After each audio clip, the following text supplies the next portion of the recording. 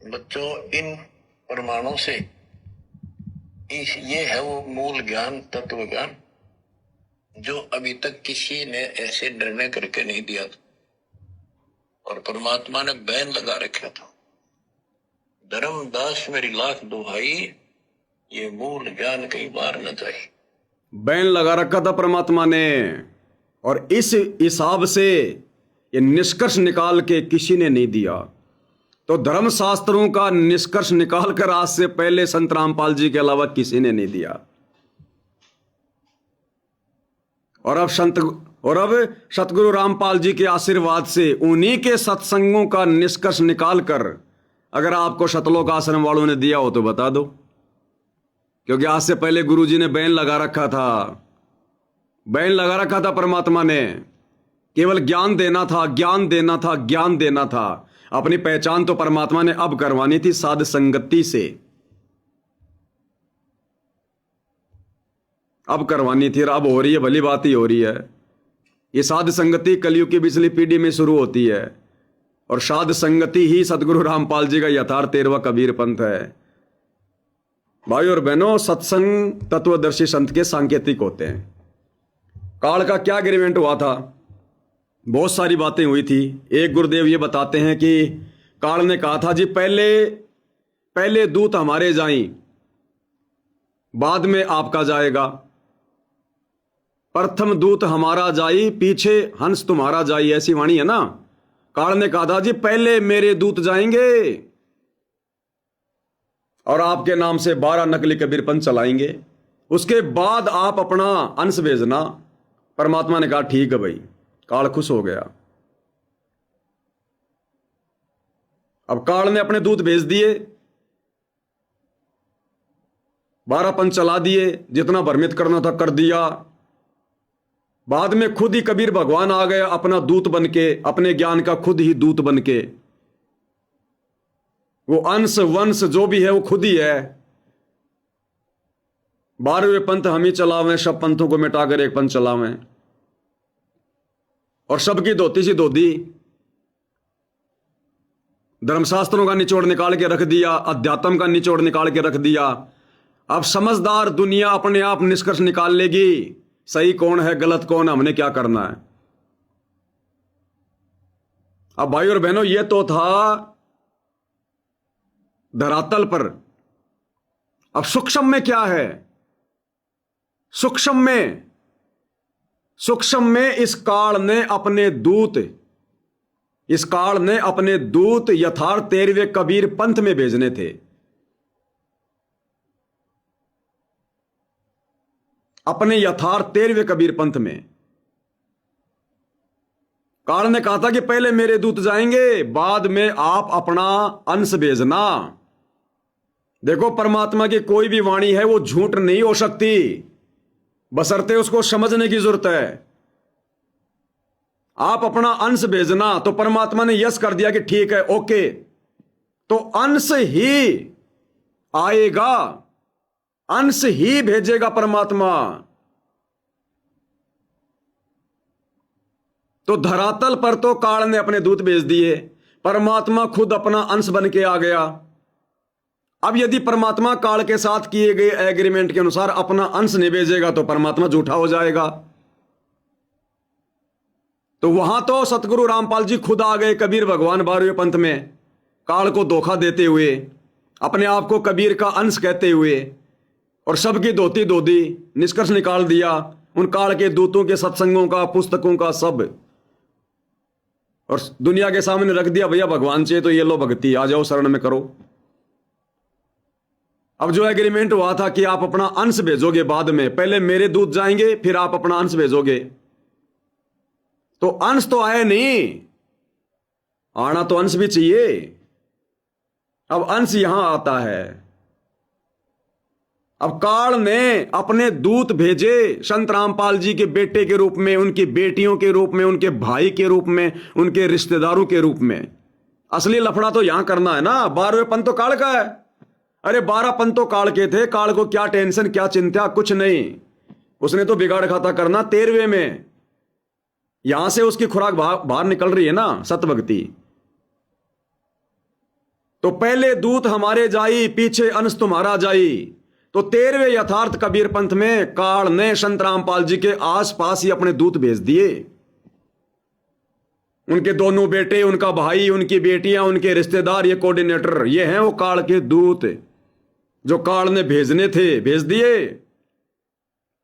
इन काल के दूतों ने 1994 से लेकर 2014 तक जो गलतियां करनी थी कर दी, जो बकवाद करनी थी कर दी,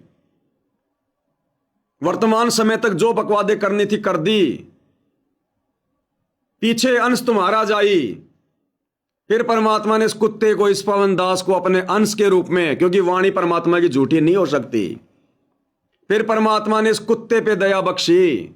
सन 1994 में धरती पे पटका, 2013 में अपनी शरण में लिया, अपने यथार्थ 13वें कबीर पंथ में। और परमात्मा ने इन लोगों के साथ में रखा मुझे आश्रम में, बाथरूम सेवा देके। ये रामकुआर ढाका, गुरुजी का दामाद, ये अमन गोदारा, ये राजस्थान का कोऑर्डिनेटर, ये सारे के सारे काल के दूत ये आश्रम में बाथरूम में बैठे रहते थे वहां पर। कोई मेरे से घी मंगवाता था, कोई जयपुर में आता था मेरे साथ में, मुझे गाय चाहिए। अमन गोदारा जयपुर में आया, मुझे गाय दिला दे, आजा भाई दिलवा दूंगा। रामकुआर ढाका राष्ट्रीय समाज सेवा समिति का अध्यक्ष मेरे से राजस्थान से घी मंगवाता था गाय का। सारे हम वहां बैठा करते थे, मैं देखा करता था इनको ये क्या कर रहे हैं। परमात्मा ने मुझे इनके बीच में रखा, इनकी हरकतें समझाई, क्योंकि आगे भगवान ने सेवा देनी थी। बरवाला कांड के बाद, बरवाला कांड जैसी घटना में परमात्मा ने मुझे सकुशल बाहर निकाला। जैसे ही मैं बस में चढ़ने लगा, क्योंकि इन लोगों ने हम सबको भ्रमित कर रखा था, हमारे जैसे भोले भाले भक्तों को 2013 में मैंने नाम लिया था। अब क्या समझे आदमी एक साल में इस ज्ञान को। इन्होंने राष्ट्रीय समाज सेवा समिति बना दी थी मेरे नाम लेने से 3 साल पहले, 2010 में। जब बरवाला कांड का समय आए तो जवान जवान भक्तों को इकट्ठा करके कमांडो बना रहे थे, तुम्हें सार नाम मिलेगा, तुम्हें सार शब्द मिलेगा। हमें क्या पता भाई, हम बन गए इन लोगों के कहने पर काले कमांडो। पहन लिए हमने काले कपड़े, बन गए काले कमांडो। खड़ा कर दिया हमारे को, देखे वहां लठ। बरवाला कांड हो गया। और बाद में जब पुलिस देखने लगी, आ जाओ भाई कौन कौन थे कमांडो, आ जाओ। बुरा हाल था वहां पर। 10-20 दिन से वही था, सहपरिवार था। बरवाला कांड जैसे शुरू हुआ, दास का जो बड़ा लड़का था वो बाहर चाय राम की सेवा कर रहा था, वो बाहर की बारी रह गया, पुलिस पकड़ के ले गई। 2 दिन हो गए, भगतमती आई, लड़का कहाँ है? मैंने कहा वो तो गया सतलोक। बहुत बढ़िया, दया, मैं तो खुशी मना रहा। मैंने कहा भेज दिया भगवान ने सतलोक। हम भी भ्रमित थे उस समय इन काल के दूतों के चक्कर में। हम भी गुरु जी का आदेश मान रहे थे, सब कुछ जो भी आदेश ही हमें दे रहे थे। मैंने कहा गया सतलोक, बढ़िया, दया परमात्मा की। मैं फूटा पड़ा पुलिस वालों के लठर पत्थर खा खा के। कमांडो साहब को फोड़ दिया पुलिस वालों ने। 2-4 भक्तों ने पकड़ के अंदर मेरे को इंजेक्शन लगाए। 2-4 भक्तों ने पकड़ के जैसे मुर्दे को ले जाते हैं शमशान घाट में, पांडाल में लाके पटक दिया। 2-4 रजाई डाल दी मेरे ऊपर, क्योंकि पानी की बौछारें वगैरह, सर्दी का टाइम था, नवंबर का महीना हरियाणा में। अब मेरे आसपास में 2-4-5 भगत बैठे थे, जवान। अब मैं तो जोश में, मैंने कहा अरे निकम्मो तुम यहां क्यों बैठे हो, तुम भगत नहीं हो क्या? अरे करो या मरो, बाहर जाओ। वो मेरे से पहले घुटने फुड़वा के आ रहे थे। बोले भाई हमने देख लिया सारा सब कुछ। मैं व्हील चेयर पे बैठा। दूसरे दिन 19 तारीख को रात्रि 9 बजे के आसपास गुरुजी पुलिस वालों के साथ में पंचकुला चले गए मेडिकल के लिए। कह रहे थे कि गुरुजी बीमार हैं, गुरुजी से चला नहीं जाता, फलाना दिखना। गुरुजी आराम से गए। और जाने से पहले स्टेज पर जहां पर गुरुजी सत्संग करते थे, पूरी संगत को आशीर्वाद देके गए, पूरी संगत को आराम से, कोई बीमार नहीं, कुछ नहीं। इतना इन लोगों ने झूठ फैलाया, आश्रम वालों ने। उनको हार्ट की प्रॉब्लम है, उनसे बैठा नहीं जाता, मैं अभी मिल के आया हूं। ये राज कपूर जैसे, सुनील लाठर जैसे, संत रामपाल जी का भाई, सारे के सारे काल के दूत, काल के एजेंट। सबको गुरुजी आशीर्वाद देके सब लोग रो रहे थे। दूसरे दिन 20 नवंबर को दास आश्रम से बाहर निकला दिन के 10-11 बजे। चारों तरफ पुलिस, मार पिटाई, डर और भय का माहौल। बाहर आर्य समाजी खड़े हैं, तुरंत जाके पकड़ेंगे, फलाना दिखना। पुलिस वाले भी मार रहे थे, जहां मर्जी आया हो, जिसको मर्जी आया। अब दास ने देखा भाई क्या करें। उस समय थोड़ा जवान सा था, हट्टा कट्टा सा था। मैं भाई तो पकड़ेंगे, जवान जवान पकड़ रहे थे, उनको मतलब नहीं कौन कमांडो कौन समांडो है। जो जवान हाथ आ गया उसको पकड़ो। अब दास ने कहा कि भैया बेगुनाह आदमी है, ना कोई गुनाह किया ना कुछ और। इन आश्रम वालों के कहने से काले कपड़े पहन लिए तो हम कमांडो हो गए, उल्टा पुलिस वालों के डंडे खाए। मैं चलो निकलना तो पड़ेगा। अब मेरी माँ थी, माँ को मैंने आगे किया, फिर भगतमती को, फिर उसके बीच में मेरे भाई के 2 छोटे छोटे बच्चे थे, उनको मैंने गोद में लिया। एक को वो काले कपड़े तो बाथरूम में फेंक के आ गए, किसी और के पहन के आए हैं। पॉकेट पाकेट फाड़ी मैंने। अब डर का माहौल, भाई क्या करें। बच्चे को गोद में लेके सोचेंगे भाई ऐसे कोई बिहार बंगाल का है, बाल बूढ़ ऐसे दाढ़ी वाड़ी बढ़ रही थी। अब निकले तो सामने देखा पुलिस ही पुलिस, और हरियाणा रोडवेज की बसें खड़ी, दे रहे हैं, मार रहे हैं, पीट रहे हैं, इशार छोड़ के आ रहे थे भक्तों को। मैं वह पवन दास तू तो गया काम से। जैसे तैसे बस की तरफ बढ़ने लगे, वो सब देख रहे थे। जैसे ही मेरे पे नजर पड़ी, तुरंत आया एक पुलिस वाला जवान सा मेरे पास में। अरे इधर आ, इधर आ। हाँ मोगे साहब। अरे तू काला कमांडो था ना, काला कमांडो। ए मोगे साहब हम तो गरीब से आदमी थे, और कमांडो तो साहब 6-6 फुट के ले रहे थे। मैं तो साहब छोटा सा आदमी हूं, मैं काहे का कमांडो साहब, मैं तो अपने बच्चों उच्चों के साथ आया हूं। नहीं नहीं मैं तेरे को जानता हूं, मैंने तेरे को देखा था, आ जा इधर साइड में। मेरे को पकड़ के ले गए भाई। पवन दास अब बन गया बलि का बकरा। लेकिन निर्दोष थे, हमारे मन में दोष नहीं था। हम जो भी कुछ कर रहे थे गुरु का आदेश मान के कर रहे थे, काल के एजेंटों के कहने से। परमात्मा की रजा होनी थी, दया होनी थी भाई और बहनों। आज भगवान ने सेवा देनी थी। इतने में एक बूढ़ा सा पुलिस वाला आया, और जिसने मेरे को पकड़ रखा था वहां आकर मेरे को बोला, रे कहां से? ओ साहब मैं राजस्थान से। कहां से? जयपुर से। जयपुर से? क्यों आया था यहां?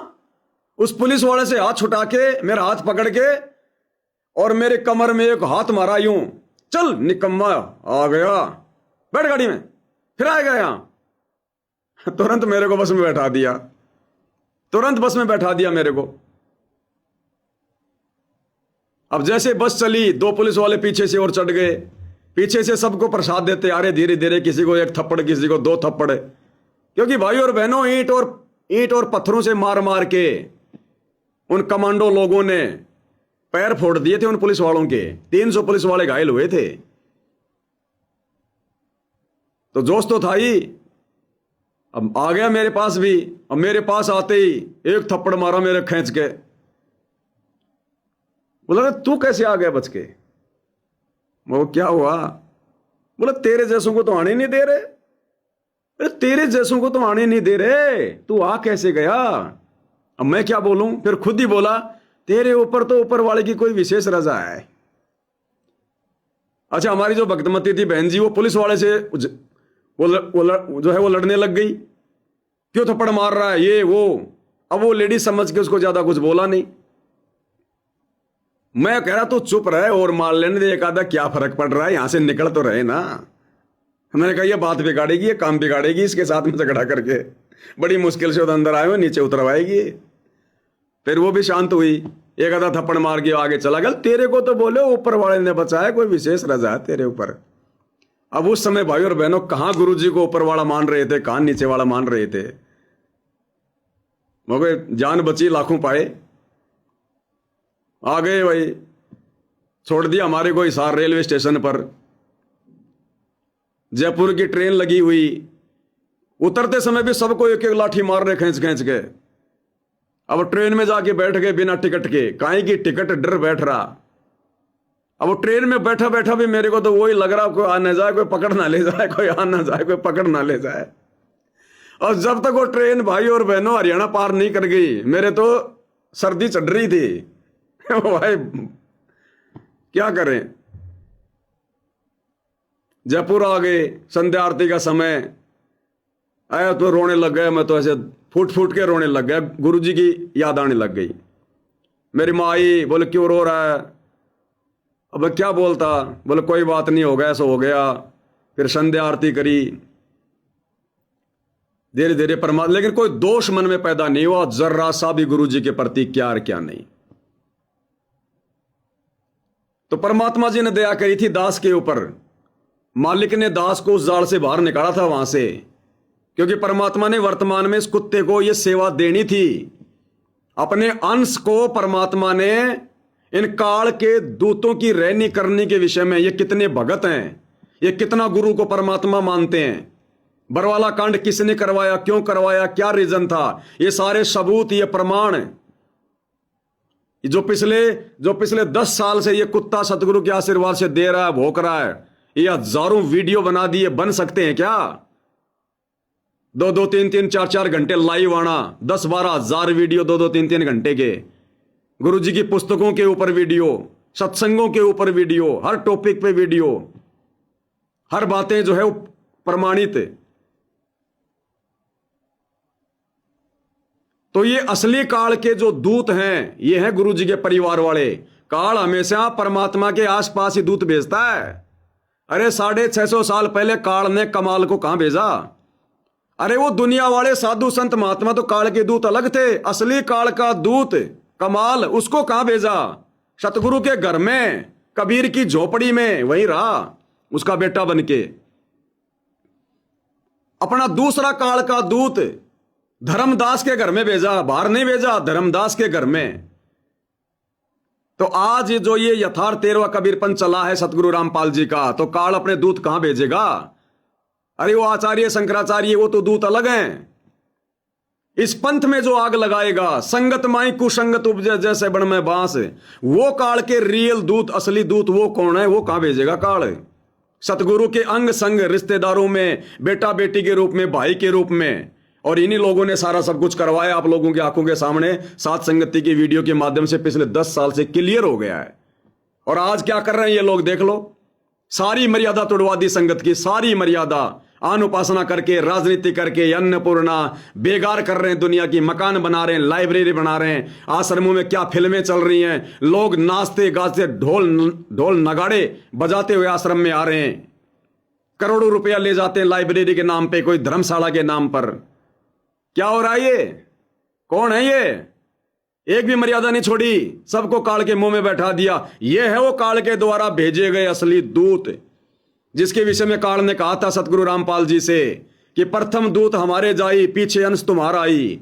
तो मालिक ने तो बाद में भेजना था इस कुत्ते को, ताकि इनके सारे कुकर्मों का फिर खुलासा कर दूं।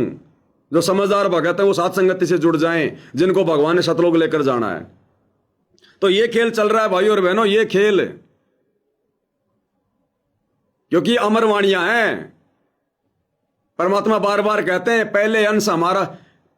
काल ने क्या कहा था? प्रथम दूत हमारे जाई, पीछे अंश तुम्हारा जाई। तो मालिक ने कहा कि तथास्तु, ओके। तो अंश की बात हो रही है यहां पर, अंश की। सतगुरु रामपाल जी अंश नहीं है, ये तो कुल का मालिक है। ये छोटे मोटे कामों के लिए परमात्मा परेशान नहीं होता। दूसरों को थोड़े बहुत डाल के वो टुकड़े करके अपने भक्तों में प्रेरणा, परमात्मा छोटे मोटे ये खुलासे बरवाला कांड जैसे, करोथा कांड जैसे, ये तो वैसे करवा देता परमात्मा। तो ये टुकड़े डाल दिए भगवान ने हम साथ संगति वाले भाई बहनों को। तो ये है सारा खेल भाई और बहनों, असली काल के दूत ये हैं। आज सतगुरु रामपाल जी के द्वारा जो संगत तैयार की गई 1994 से 2014 तक, उन नकली साधु संत महात्माओं से संघर्ष करके जो लाखों भगत सतगुरु रामपाल जी ने तैयार किए 2014 तक, आज उन भक्तों की ऐसी तैसी कौन करवा रहा है, कौन कर रहा है? वो चारों शंकराचार्य सतलोक आश्रम में आकर भक्तों से राजनीति नहीं करवा रहे। वो देवकी नंदन ठाकुर भक्तों से कांग्रेस को वोट, बीजेपी को वोट नहीं डलवा रहा। ये कुकर्म करवा कौन रहा है? असली काल के दूत कौन है? संत रामपाल जी के परिवार वाले, ये कोऑर्डिनेटर। मालिक ने जो क्रीम जो छांटी थी देश और दुनिया में 1994 से 2014 तक, आज उन भक्तों की मर्यादा कौन तोड़वा रहा है? शंकराचार्य तोड़वा रहे हैं, देवकी नंदन तोड़वा रहा, अनिरुद्धाचार्य तोड़वा रहा है, या और कोई साधु संत महात्मा आके भक्तों को भ्रमित कर रहा है? कौन कर रहा है? गुरु का नाम ले लेके कि नाम तेरा ले करूं आवाजा, तेरा ही नाम ले लेके तेरे भक्तों की मर्यादा तोड़ाऊंगा। आज गुरुजी के नाम के पीले पर्चे निकाल के, एआई से नकली ऑडियो वीडियो निकला के, ये 3D से गुरु को मानुष मानने वाले वीडियो बना बना के आज संगत की मर्यादा कौन तोड़वा रहा है? काल के मुंह में कौन भेज रहा है? ये है वो असली काल के दूत, जिसके विषय में परमात्मा से काल ने कहा था कि प्रथम दूत हमारे जाई और पीछे अंश तुम्हारा जाई। तो परमात्मा ने पहले इनसे ये कुकर्म सारे ये करवाने थे, काल ने ये सारी कुबद करवानी थी। तभी तो ये दास कुछ बताता, कुछ दिखाता, इनके कुकर्म दिखा के तो समझा रहा हूं कि गुरुजी क्या कह के चले गए, ये हमसे क्या करवा रहे हैं। तो काल के दूत कौन है? मर्यादा कौन तोड़वा रहा है? तो अंश की बात हो रही है, तो अंश ये कुत्ता है, पवन दास आपका भाई। वैसे तो सारे अंश है परमात्मा के, लेकिन एक सेवा के रूप में परमात्मा ने दास को डाल दिए ये टुकड़े। ये सात संगति है, यथार्थ 13वां कबीर पंथ, वो तो गंदा कर दिया इन्होंने। जो 1994 से भगवान ने मार्ग चलाया था वो था ज्ञान मार्ग। 1994 से 2014 तक गुरु जी ने जो मार्ग चलाया वो मोक्ष मार्ग नहीं था, वो ज्ञान मार्ग था। केवल ज्ञान दिया परमात्मा ने, वेदों से दिखाया, गीता से दिखाया, प्रमाण दिखाए। गुरु जी ने संघर्ष किया। 1994 से 2014 तक केवल गुरु जी ने ज्ञान मार्ग चलाया और मोक्ष मार्ग चलाया 2014 बरवाला कांड के बाद साध संगति शुरू हुआ के। मोक्ष मार्ग की भक्ति साध संगति में शुरू हो रही है अब ये, गुरु को परमात्मा मानकर, गुटली को आम मानकर। तो ये है मोक्ष मार्ग। ज्ञान मार्ग के बिना मोक्ष मार्ग नहीं चलता। पहले गुरु ने ज्ञान देना था, फिर गुरुदेव ने ये मोक्ष मार्ग की शुरुआत की अब साध संगति के माध्यम से। तो ये है परमात्मा का रियल मार्ग, अगर समझ में आ जाए तो। बाद में तो आनी है, लेकिन फिर मिलेगा कुछ नहीं। क्या कह रहे मालिक? निर्णय करके नहीं दिया। बच्चों, इन प्रमाणों से ये है वो मूल ज्ञान, तत्व ज्ञान, जो अभी तक किसी ने ऐसे निर्णय करके नहीं दिया। पूछ लो इन लोगों से बरवाला कांड का दोषी कौन है। आपको अगर बता दे तो ये आश्रम वाले पूछ लो, किसको दोषी बताएंगे? बताओ। कांग्रेस को दोषी बताएंगे? अगर कांग्रेस दोषी थी या कांग्रेस दोषी है बरवाला कांड की, तो 2019 में उसी कांग्रेस का समर्थन क्यों किया इन लोगों ने? ये कहेंगे कि बीजेपी सरकार दोषी है, बीजेपी के कार्यकाल में बरवाला कांड हुआ, तो 2024 से बीजेपी के तलवे क्यों चाट रहे हैं लोग, जिन लोगों ने बरवाला कांड करवाया?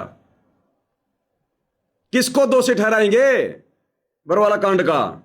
आर्य समाज दोषी है। एक भी आदमी पर कोई एफआईआर क्यों नहीं की? अरे पवन दास पे तो 4 एफआईआर कर रहे हो तो मैं। अगर आर्य समाज का दोष है बरवाला कांड में, एक भी एफआईआर आज तक किसी पे क्यों नहीं की? बताओ उस एक भी आर्य समाजी का नाम जो बरवाला कांड का दोषी है। किसको दोषी बताओगे? धर्मगुरुओं को बताओ, बरवाला कांड का धर्मगुरु कौन सा दोषी है? आज तक एक का भी नाम क्यों नहीं बता रहे? अरे कब तक बचोगे? कब तक अपने आप को छुपाओगे? ये तो पता चल गया सात संगति के माध्यम से। अब तो संगत ने जागना बाकी है, संगत ने अंगड़ाई लेना बाकी है। उस दिन देखना तुम्हारा क्या हाल होगा। ये गुरुदेव कहते हैं ना कि या तो ये अलग से राजनीतिक पार्टियां बना लेंगे, ये नकली दूत नकली संत, या देश छोड़ के जाएंगे। ये सतलोक आश्रम वालों के लिए कह रहे हैं गुरुजी, या तो अलग से राजनीतिक पार्टियां बना लेंगे, क्योंकि भक्ति मार्ग से इन्हें कोई स्वीकार नहीं करेगा। अब सात संगति के माध्यम से जो वीडियो बन गए इनके कुकर्मों पर, भक्ति मार्ग के हिसाब से कोई भी भगत संत रामपाल जी के परिवार को आने वाले समय में स्वीकार नहीं करेगा। तो या तो इनको राजनीतिक पार्टियां बनानी पड़ेंगी या देश छोड़ के भगना पड़ेगा। तो राजनीति में आ रहे कि नहीं आ रहे? गुरु का वचन सफल हो रहा कि नहीं हो रहा? बीजेपी में आ गए कि नहीं आ गए? राजनेताओं के तलवे चाटने लगे कि नहीं लगे? अगले चुनावों में खड़े होने के लिए अपना माहौल अन्नपूर्णा मुहिम के तहत बना रहे कि नहीं बना रहे? गांव गांव में मकान बना के आने वाले समय में वोटों की भीख मांगने के लिए आधार तैयार कर रहे हैं कि नहीं कर रहे? ये इनकी सोच है। हालांकि ऐसा होगा नहीं होंगे चुनाव आगे, नहीं होगा कोई भी इनका किसी भी प्रकार से ये खेल सफल। लेकिन ये तो ऐसा ही सोच रहे ना तो ये हैं वो काल के दूत जो राजनीतिक पार्टियां बना बैठे अब ये। अरे किसी एक पार्टी का समर्थन करना, उस पार्टी के पक्ष में आना, उस पार्टी की विचारधारा से जुड़ना, भगत होके। भगतों का राजनीति से लेना देना क्या? गुरुदेव कहते हैं कि मैं तो गैर राजनीतिक संस्था चलाता हूं। ये धार्मिक संस्था है सतलोक आश्रम, गैर राजनीतिक। इसको आज राजनीतिक किसने बना दिया? पीले पर्चे निकाल निकाल के भक्तों से वोट डलवा रहे हो, सपोर्ट करवा रहे हो, राजनेताओं की रैलियों में संगत को धक्के खिला रहे हो, जबकि उन राजनेताओं की भी इतनी औकात नहीं जो संत रामपाल जी के भक्तों की रैली में आ सकें, वो भी इस योग्य नहीं है। और तुम उन भक्तों को जो सतनाम का जाप करते हैं, परमात्मा के जो अंश हैं, उनको तुम 2 कोटि के राजनेताओं की रैलियों में धक्के खिला रहे हो, भूखे प्यासे, उनकी मर्यादा तोड़वा रहे हो तुम। तो गुरुदेव का वचन फैल नहीं हो सकता कि आने वाले समय में इन नकली संतों को, संत क्या होता है? भगत।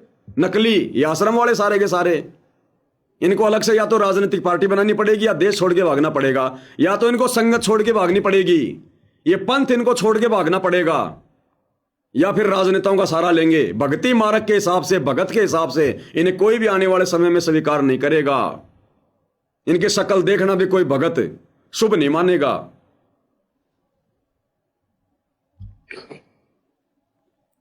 बच्चों, इन प्रमाणों से ये है वो मूल ज्ञान, तत्व ज्ञान, जो अभी तक किसी ने ऐसे निर्णय करके नहीं दिया था, और परमात्मा ने बैन लगा रखा था। धर्मदास मेरी लाख दुहाई, ये मूल ज्ञान कई बार न जाए। अगर गुरुजी आज आश्रम में होते, पवन दास की औकात थी क्या एक भी वीडियो बनाने की? इनके कुकर्मों के ऊपर बात करने की, बोलने की औकात थी क्या?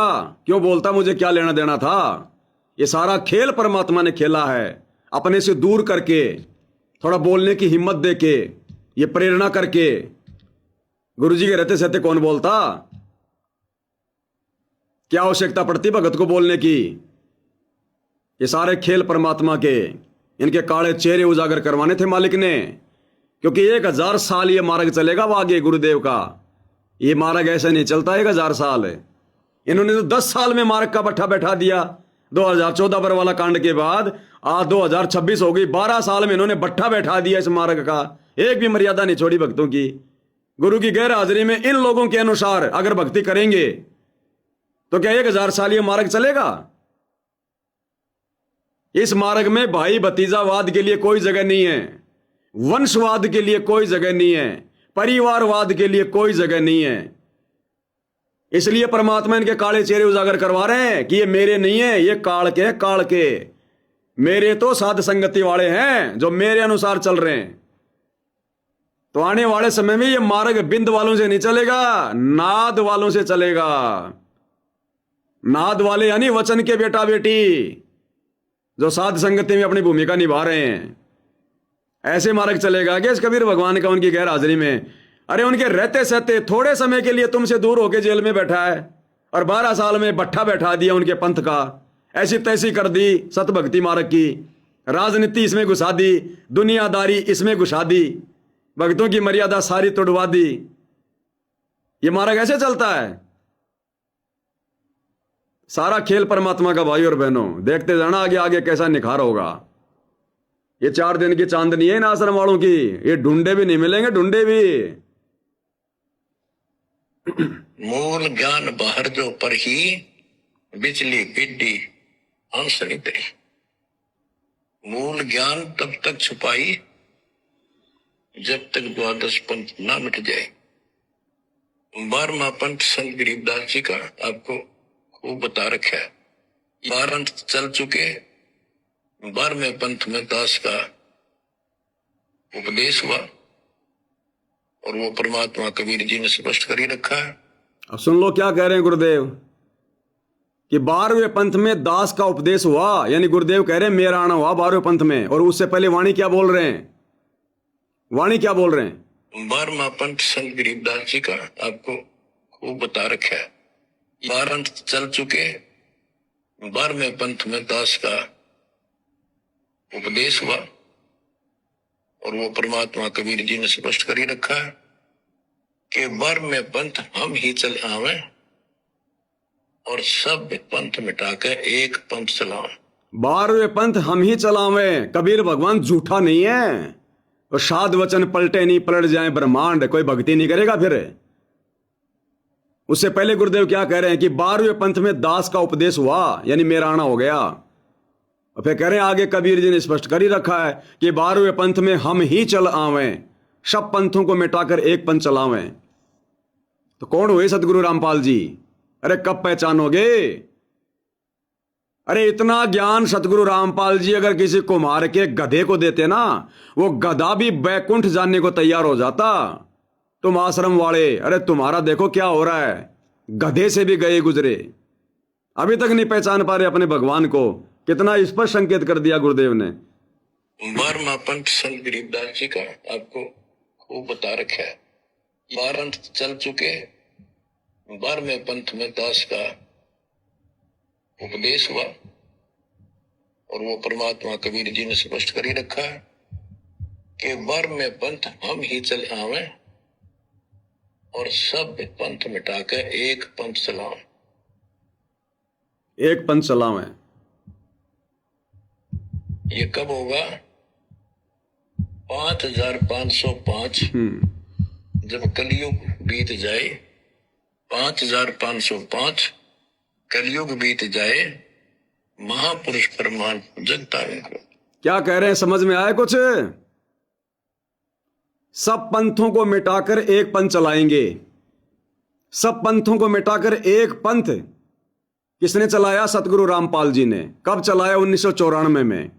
ज्ञान मार्ग, मोक्ष मार्ग नहीं, ज्ञान मार्ग।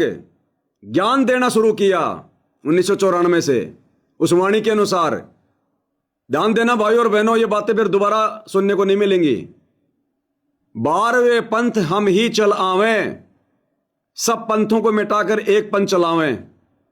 गुरुदेव क्या कह रहे हैं कि इस दास का 12वें पंथ में आना हुआ। और आगे कबीर जी ने साफ कर ही दिया कि 12वें पंथ हम ही चल आवें। हम ही यानी कबीर ही आएगा। आ गए सतगुरु रामपाल जी। और सब पंथों को मिटाकर एक पंथ चलावें। जितने भी दुनिया में जो ये पंथ चल रहे हैं, ये ज्ञान मार्ग है, मोक्ष मार्ग नहीं है, ज्ञान मार्ग है। उन सारे पंथों को मिटाकर एक पंथ चलाएंगे। 1994 में सतगुरु रामपाल जी ने चला दिया ज्ञान मार्ग। फिर क्या कह रहे हैं? वो पंथ मैं वो कब चलाऊंगा? ध्यान से सुनो एक बार। कब चलाएंगे? यानी जो रियल पंथ है सतगुरु रामपाल जी का, जो मोक्ष मार्ग है, वो 5505 के बाद में चलना है। 5505 के बाद में। 5505 कलयुग के कब बीते? 1997 में।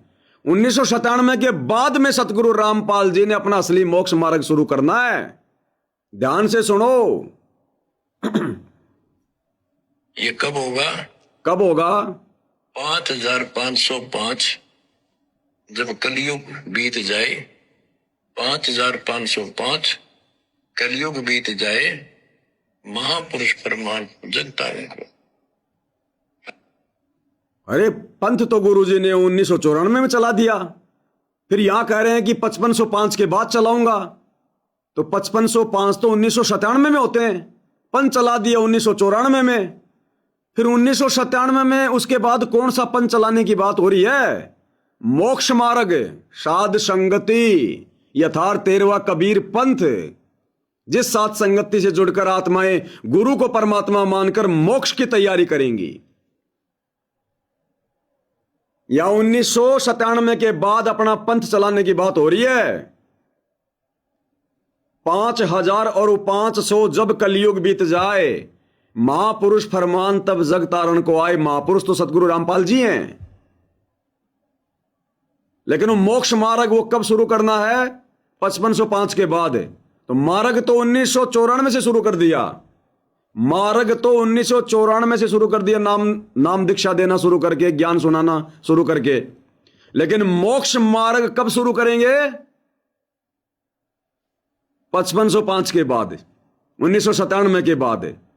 तो 1997 के बाद में संगत में क्या शुरू हुआ? पहले भी मैनेजमेंट था, अब भी मैनेजमेंट है। पहले भी राष्ट्रीय समाज सेवा समिति थी, अब भी है।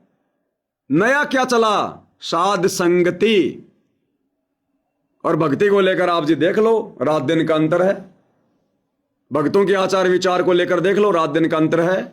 गुरु को परमात्मा मानने को लेकर देख लो, रात दिन का अंतर है। तो परमात्मा ने मार्ग चलाया 1994 में, क्योंकि वाणी क्या कह रही है, 12वें पंथ हम ही चल आवें और सब पंथों को मिटाकर एक पंथ चलावें। तो इस वाणी के अनुसार तो 1994 में गुरु जी ने अपना ज्ञान मार्ग शुरू कर दिया, अपना पंथ शुरू कर दिया। अब मोक्ष मार्ग कब शुरू होगा? 5505 के बाद। जब आवे 5505 तब ये वचन मेरा होगा साचा। तो 5505 बीतते 1997 में, और 1997 के बाद साध संगति शुरू हुई है। ये है असली मार्ग सतगुरु रामपाल जी का, रियल मोक्ष मार्ग। अगर बात समझ में आ जाए तो काउंटिंग कर लेना। 5505 के बाद की बात हो रही है, जबकि 1994 में गुरु जी ने अपना मार्ग शुरू कर दिया। वो कौन सा मार्ग था? ज्ञान मार्ग। और मोक्ष मार्ग अब साध संगति से शुरू किया है 5505 के बाद।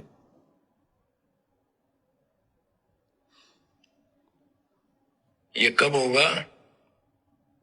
5505, जब कलयुग बीत जाए। 5505 कलयुग बीत जाए, महापुरुष परमान जनता को घर घर बोध विचार हो, दुर्मति दूर बहाए। कलयुग में सब एक हो, बरते सहज सुबह।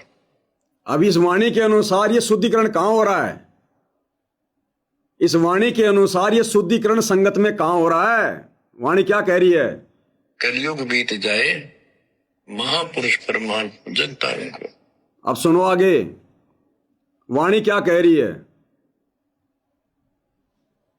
घर घर बोध विचार हो, दुर्मति दूर बहाए। घर घर बोध विचार हो, दुर्मति दूर बहाए।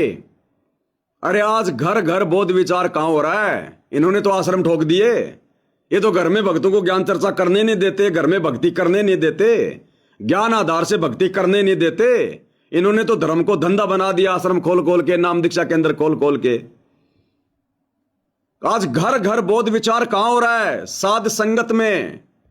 और दुर्मति दूर बहाए, दुर्मति यानी कुबुद्धि, काल प्रेरणा, बुराइयां, विषय वासना, ये कहां दूर हो रही है? किनकी दूर हो रही है? साध संगति से जुड़े भाई बहनों की। पति पत्नी में भाई बहन के संबंध बन रहे हैं।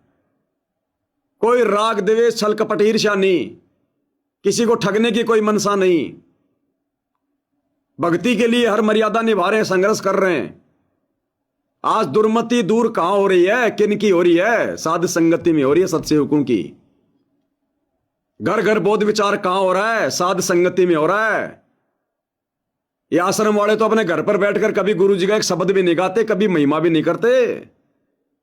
लगा रहे हो भोग गुरु जी को, आरती उतार रहे हो गुरु जी की, चवर कर रहे हो गुरु जी पर, चरणामृत ले रहे हो गुरु जी का। कहां हो रहा है? ये 5505 के बाद होना था। उस 12वें पंथ में, सतलोक आश्रम में तो कुछ नहीं हो रहा। वहां तो गुरु को मानुष माना जा रहा है, सारी बकवादें। वहां तो रमेणियों के मोटे मोटे रजिस्टर हैं। वहां तो आत्माओं को विषय वासनाओं में फांसा जा रहा है। पाठ के चक्कर में, एक पाठ कराएगा लड़की वाला, एक पाठ कराएगा लड़के वाला। वहां दुर्मति दूर कहां हो रही है? अरे रमेणी करके जो तुम संभोग करोगे, वो सुमति है, वो दुर्मति है। कहां संकेत कर रहे हैं गुरुदेव? ये विशेष संदेश है भाई, कैप्सूल हैं। क्या कह रहे हैं परमात्मा? घर घर बोध विचार हो, दुर्मति दूर बहाए। कलयुग में सब एक हो, बरते सहज सुबह। ये तो अपने भाइयों पे मुकदमा कर रहे हैं। एक कहां होंगे? दुनिया को एक कहां करेंगे आश्रम वाले? सत्सेवकों पे मुकदमा कर रहे हैं। तारीखों पे जाते तो लड़ाई झगड़ा करते हैं, मार पिटाई करते हैं। साध संगति करते हैं तो गुंडे लेके आ जाते हैं, पुलिस वाले लेके आ जाते हैं। ये तो गुंडे हैं। ये एक होने नहीं दे रहे। अरे दुनिया को एक करने वाला कभी किसी एक राजनीतिक पार्टी का समर्थन नहीं करेगा। गुरु की वाणी क्या कह रही है? ध्यान से सुनो। कलयुग में सब एक हो, बरते सहज सुबह।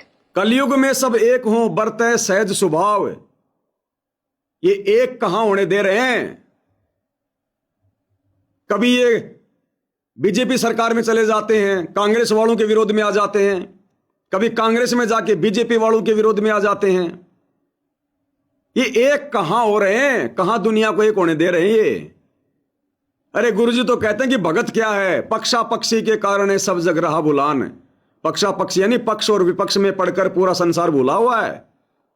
पक्षा पक्षी के कारण है सब जग रहा भुलान, निष्पक्ष होके हरि भजय सोए संत सुजान। और ये क्या कर रहे हैं? अगर ये आश्रम वाले कांग्रेस का समर्थन करेंगे तो बीजेपी के विपक्ष में आए कि नहीं आए? बीजेपी का पक्ष लेंगे तो कांग्रेस के विपक्ष में आए कि नहीं आए? और गुरुजी क्या कह रहे हैं कि राजनीति से हमारा कोई लेना देना नहीं है। राजनीति तो भक्ति मार्ग में घाटे का सौदा है, हानि का सौदा है। राजनीति को बंदी छोड़ कति पसंद नहीं करते। कोई पार्टी विशेष देखकर हमने वोट नहीं देना। गुरु क्या कह रहा है? ये काल के दूत क्या कर रहे हैं? संगत से क्या करवा रहे हैं? 13वां पंथ कहां चल रहा है? ये दुनिया को एक कहां करेंगे इस वाणी के अनुसार? ये तो खुद ही राजनीति में पड़ गए। ये दुनिया को एक कहां करेंगे? क्या कह रहे हैं मालिक? कलयुग में सब एक हो, बरत है सहज सुबह। एक अनेक हो गए, पुनः अनेक हो एक।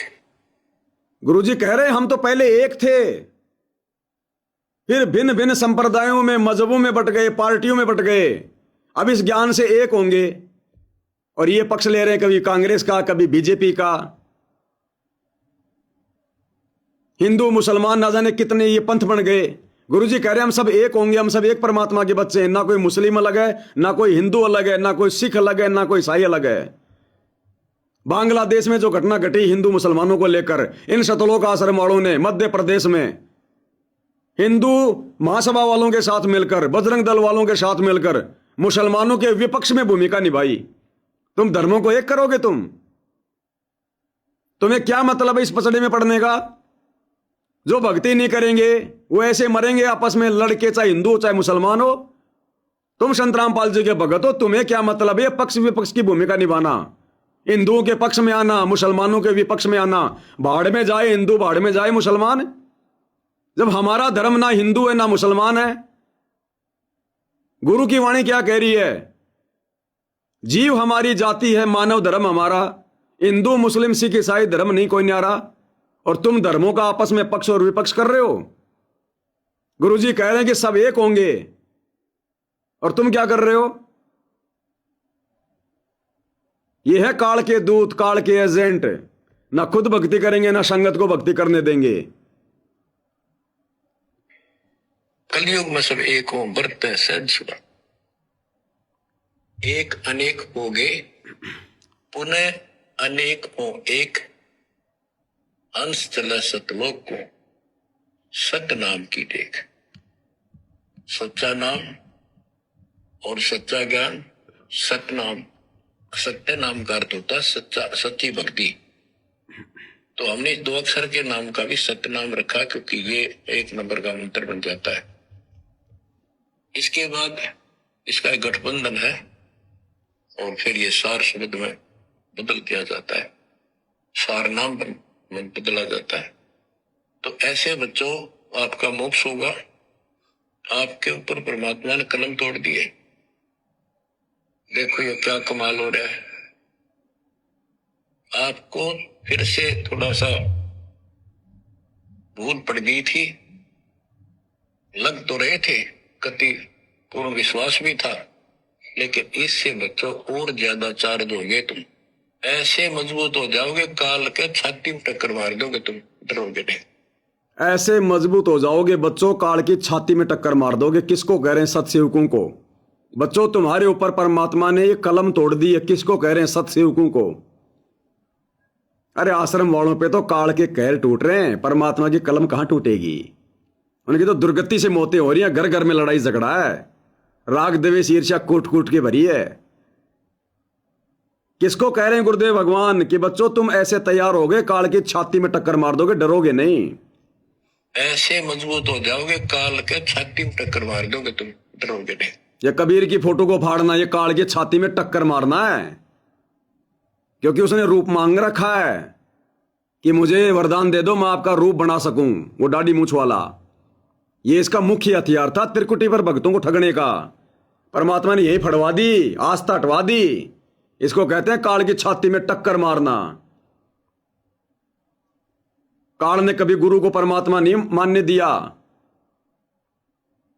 पत्थरों की आरती उतरवा दी, लेकिन गुरु की आरती नहीं उतरने दी।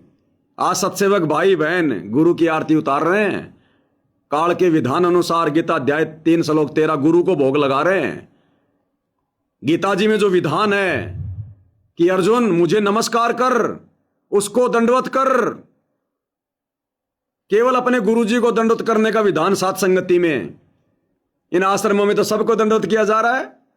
आदरणीय रामदेवानंद जी की फोटो के आगे भी दंडवत, दाढ़ी मूछ वाले नकली कबीर की फोटो के आगे दंडवत, पंडित चिदानंद जी की फोटो के आगे दंडवत, गरीबदास जी के आगे दंडवत। उसका बोध दिवस मनाया जा रहा है। और गीता में काल क्या कह रहा है कि मुझे नमस्कार कर। यानी काल कौन? 21 ब्रह्मांड का भगवान है। वो कह रहा है मुझे नमस्कार कर, हाथ जोड़ के, दंडवत नहीं। दंडवत केवल तत्वदर्शी संत को। तो काल के अलावा फिर और कौन आ गया किस ब्रह्मांड में जिसको दंडवत किया जा रहा है? केवल सतगुरु रामपाल जी ही वो परम शक्ति है जिनके अलावा 21 ब्रह्मांड में किसी को दंडवत नहीं किया जा सकता। काल भी ये बात कह रहा है। काल कह रहा है कि मुझे भी नमस्कार कर।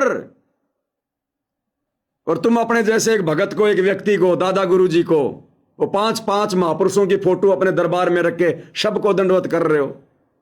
तुमने देखा, तुमने पंडित चिदानंद जी को कौन है, क्या था? देखा तुमने गरीबदास जी को? हम क्यों दंडवत करें गरीबदास जी को? गरीबदास जी का पंथ काल का पंथ था। 12 काल के दूत 12 कबीर पंथों में आने थे, जिनमें एक पंथ है गरीबदास जी का।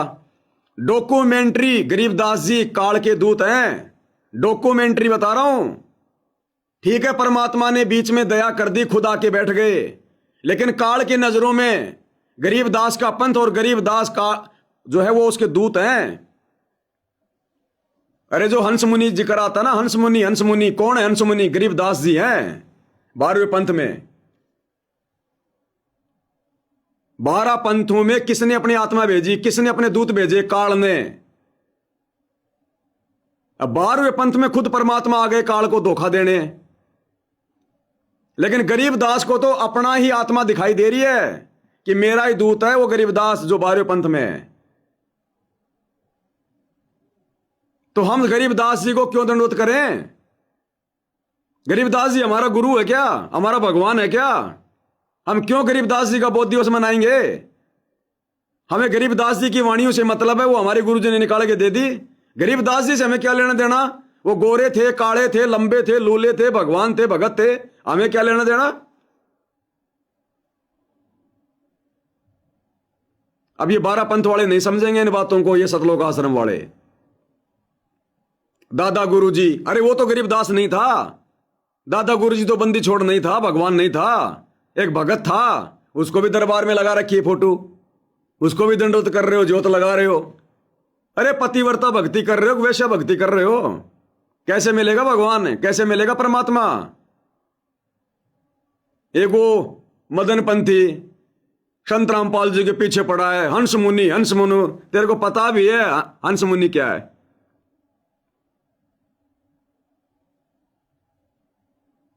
अरे गरीबदास, काल का दूत का मतलब क्या होता है?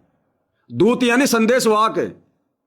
दूत का मतलब क्या होता है? जैसे राजदूत, अमेरिका का राजदूत, यानी अमेरिका के द्वारा हिंदुस्तान में भेजा गया अपना संदेशवाहक। तो 12 पंथ ये किसने चलाए? काल ने। तो 12 पंथ अगर काल चलाएगा तो 12 पंथों के संचालक कौन होंगे? काल के दूत। तो हंस मुनि कौन? गरीबदास जी। ये तो परमात्मा ने खेल खेल दिया बीच में। आगे चलकर 13वें पंथ में लोगों को भक्ति समझाने के लिए खुद आ गए गरीबदास जी के रूप में। दुनिया की नजरों में गरीबदास मां के गर्भ से आया हुआ, काल की नजरों में काल का दूत। खेल सारा मालिक ने खेल दिया, समर्थ है। तो गरीबदास जी डॉक्यूमेंट्री शास्त्रों के अनुसार, भक्ति विधान के अनुसार गरीबदास जी काल के दूत हैं, काल के दूत। क्योंकि 12 पंथ कौन चलाएगा? काल। तो काल के पंथ को कौन चलाएगा? काल का दूत। तो कौन हुए गरीबदास जी? काल के दूत। इसलिए अपने गुरु के अलावा किसी को दंडोत करने का विधान नहीं है। हम क्यों दंडोत करें हम गरीबदास जी को? हमने तो संध्या आरती में भी जो वाणी आती है, नाम लिए से सब बड़े, रिंचक नहीं कसूर, गरीबदास के चरणों की मैं सिर पर डारू धूर। हमने गरीबदास जी का नाम हटा दिया पिछले 5 वर्षों से, और ये बोलते हैं नाम लिए से सब बड़े, रिंचक नहीं कसूर, सतगुरु रामपाल जी के चरणों की मैं सिर पर डारू धूर। अरे इतनी भी समझ नहीं है तुम्हारे को? गरीबदास जी का बौद्ध दिवस मना रहे हैं, धार्मिक धंधा चल रहा है, पाठ चल रहे हैं, पैसे आ रहे हैं, काल की पूजा हो रही है इन आश्रमों में, काल की पूजा।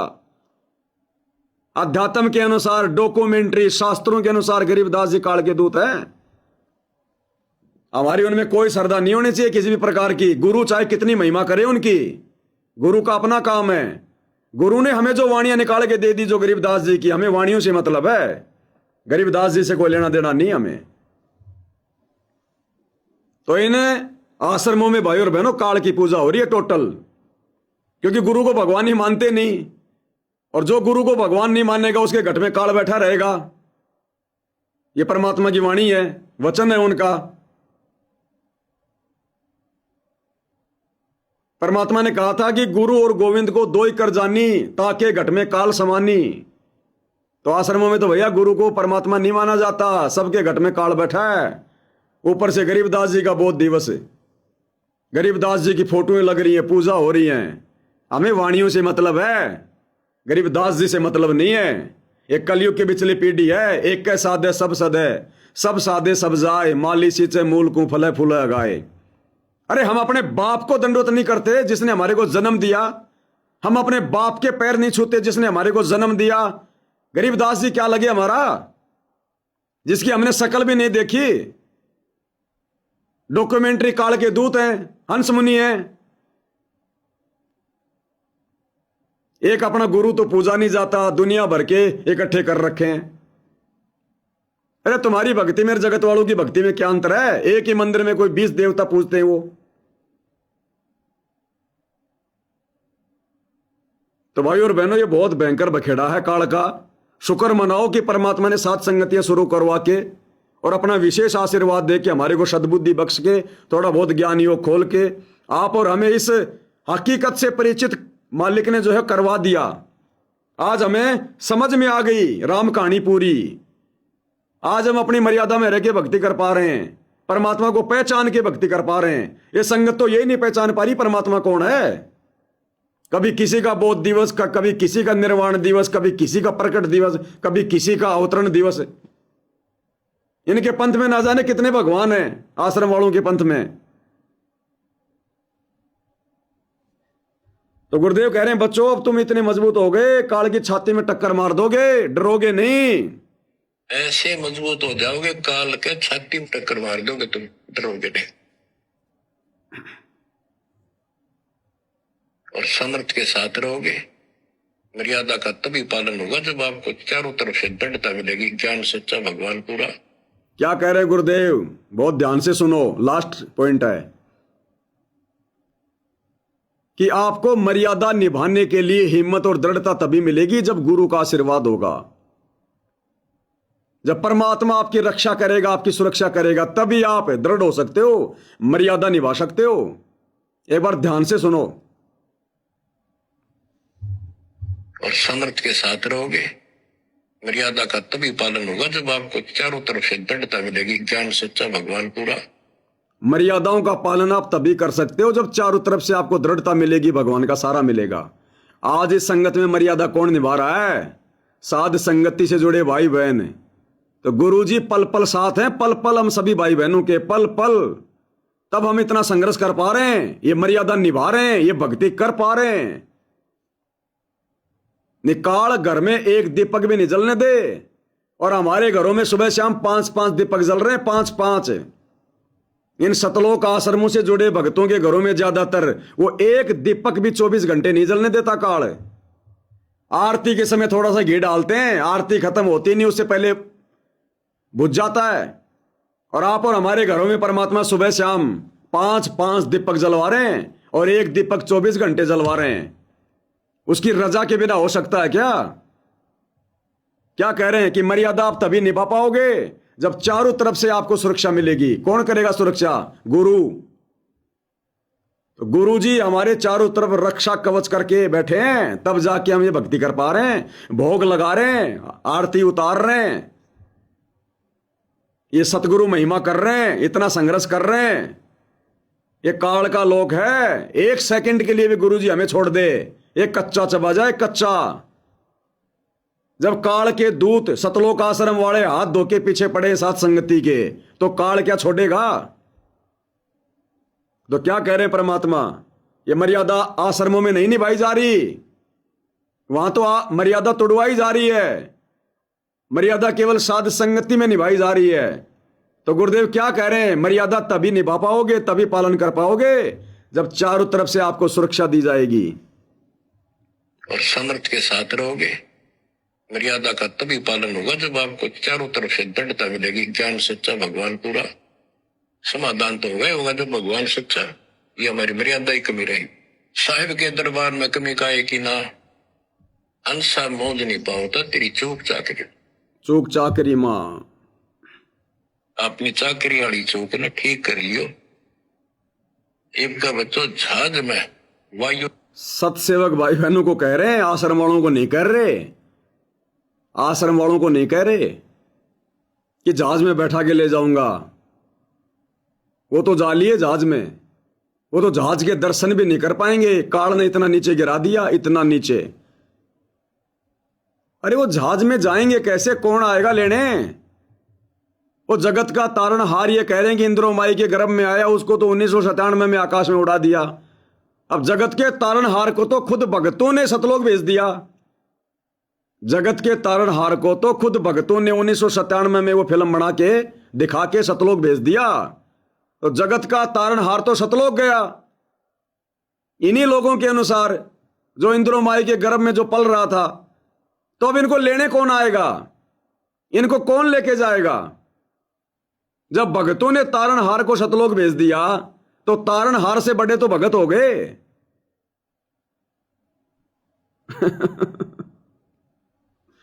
अपनी चाकरी वाली चौक ने ठीक कर लियो। एक का बच्चों जहाज में वायुयान में बिठा के लेकर चलेंगे। आपको नोट कर लेना, ये डूम बाट के गीत नहीं है। दास ने जितने वचन बोले सारे सच्चे शब्द लिए, और ये भी इतना ही सत्य है। परमात्मा आपको मोक्ष दे, सदा सुखी रखी। सत्साई।